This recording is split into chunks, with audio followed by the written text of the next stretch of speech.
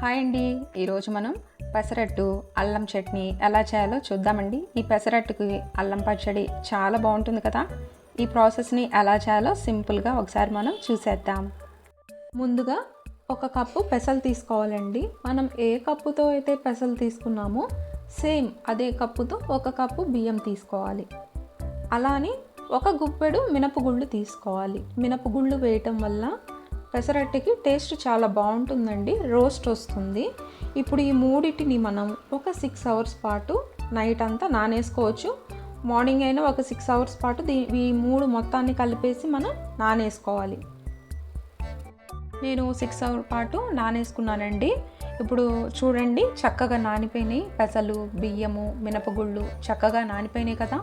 ఇప్పుడు వీటిని మనం మెత్తగా గ్రైండర్లో వేసుకుందామండి. గ్రైండర్లో వేస్తే పెసరట్టుకి టేస్ట్ చాలా బాగుంటుంది. గ్రైండర్లో ఎలా వేసుకోవాలో ఒకసారి మనం చూద్దాము. గ్రైండర్లో వేసుకునేటప్పుడు ముందుగా కొద్దిగా అల్లము, మిర్చి వేసుకోవాలండి. గ్రైండర్లో ఇలా కొంచెం కచ్చా పచ్చిగా మెదిగింది కదా. ఇప్పుడు ఇందులో మనం నానబెట్టుకున్న పెసరపప్పుని వేసేసుకుందాం. కొంచెం కొంచెం వేసుకుంటూ మనం గ్రైండర్లో మెత్తగా పిండిని రుబ్బేసుకోవాలి. పిండిలా మెదిగి మనం తీసే ముందు కొద్దిగా జీలకర్ర వేసుకోవాలి. జీలకర్ర వేసుకొని ఇంకొకసారి తిప్పేసుకోవాలండి. ఉప్పు కూడా వేసుకుందాము, ఒకేసారి మెదిగేస్తుంది కదా.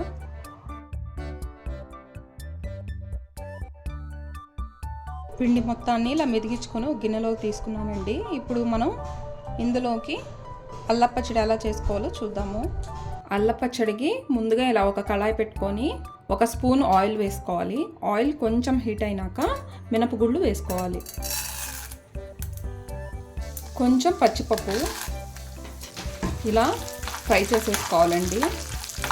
కొద్దిగా ధనియాలు, కొంచెం జీలకర్ర. మనం వేసిన ఈ పప్పులు మొత్తం బాగా ఫ్రై అవ్వాలి. ఇప్పుడు ఇవన్నీ వేగిపోయినాయి. మిరపకాయలు, అల్లం, కొద్దిగా కరివేపాకు, మిర్చి, అల్లం బాగా ఫ్రై చేసేసుకోవాలి. ఇప్పుడు ఈ మొత్తం వేగిపోయినాయండి. ఇవి కొంచెం చల్లారి పెట్టుకోవాలి. మొత్తాన్ని మనం ఇలా మిక్సీ జార్లోకి వేసేసుకోవాలి. కొంచెం చింతపండు పులుసు వేసుకోవాలి. కొద్దిగా ఉప్పు, కొంచెం బెల్లం, మెత్తగా పేస్ట్ లాగా మిక్సీ పట్టేసుకోవాలి. ఇలా మెత్తగా మిక్సీ పట్టేసుకున్నాం కదా. ఇప్పుడు మనం పెసరట్టు వేసేసుకుందాము. పాన్ హీట్ అయిందండి. ఇప్పుడు మనం దోశ వేసుకుందాము.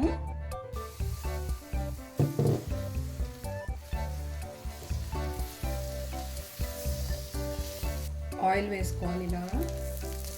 ఇప్పుడు మనం టర్న్ చేసుకుందాము దోశని.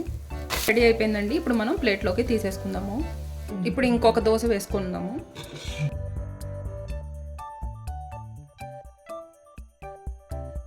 ఈ దోశ ఎలా చేసుకోవాలో చూద్దామండి.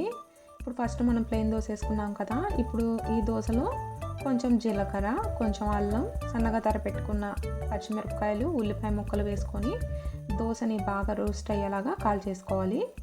ఇప్పుడు మన పెసరట్టు, ఉల్లి పెసరట్టు కూడా రెడీ అయిపోయింది. ఫైనల్గా మన పెసరట్టు రెడీ అయిపోయిందండి. దీనికి కాంబినేషన్గా అల్ల పచ్చడి కూడా చేసేసుకున్నాము. ఇది కొబ్బరి చట్నీతో తింటే టేస్ట్ చాలా బాగుంటుందండి. మీరు కూడా తప్పకుండా ఒకసారి ట్రై చేసి చూడండి. ప్లీజ్ లైక్ చేయండి, షేర్ చేయండి, సబ్స్క్రైబ్ చేసుకోండి. Thank you for watching.